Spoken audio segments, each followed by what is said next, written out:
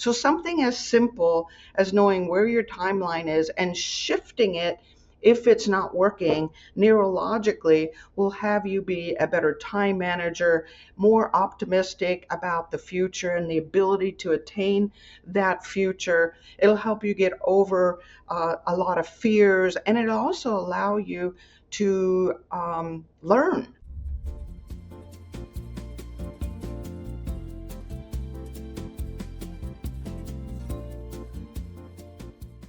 You mentioned that you were, when you first started speaking and you were working with entrepreneurs, that you were teaching them certain techniques to help them be more successful. Can you give me an example of what one of the techniques were, and what was the intended result? Well, it's amazing because when we think of business ownership, we typically think about core competencies. Do I have sales skills? Do I have operations skills? Can I look at a P&L statement? How, am I good at marketing? What I discovered is a lot of success is right here in how we take on the day and handle it in a way that gets us through it in successful ways. So let me give you a crazy example of something that we would have done. The brain is a fascinating thing, and it stores memories and it stores time in a very specific way. Now, you might store it differently than I store it.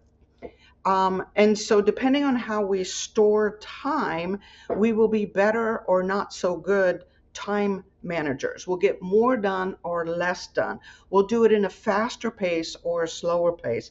But based on how we store time in the brain, what we call a timeline, we can find ourselves maybe procrastinating, maybe being indecisive, maybe even worse, we're not learning from our past mistakes because we have time stored in a way that we're not even accessing the past. So we're making the same mistake again and again.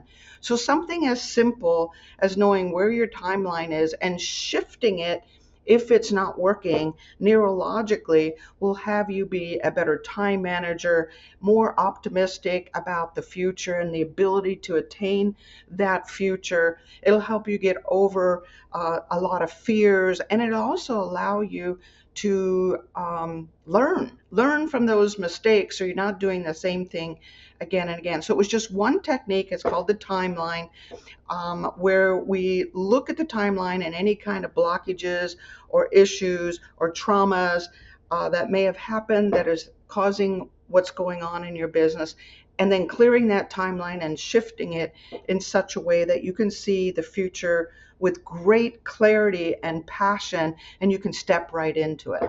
If you enjoyed this short clip from the podcast, you can check out another short clip right here. Or if you want to watch the full episode of this podcast, you can watch that here.